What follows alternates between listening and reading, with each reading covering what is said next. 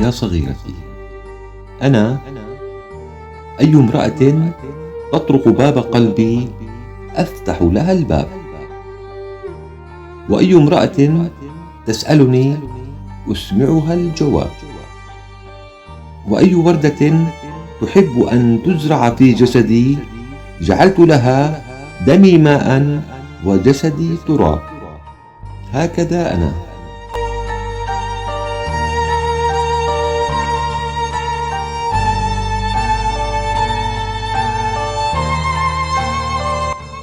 هكذا أنا، فلا تحاولي تغييري ولا تزيدي من العتاب.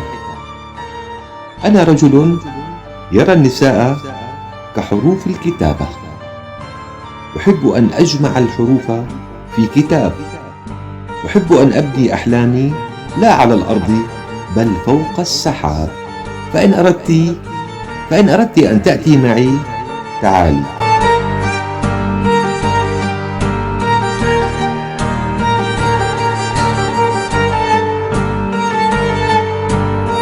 فإن أردت أن تأتي معي تعالي، لكن لا تغاري إن رأيت حولي الأحباب، فأنا رجل أي امرأة تطرق باب قلبي أفتح لها الباب.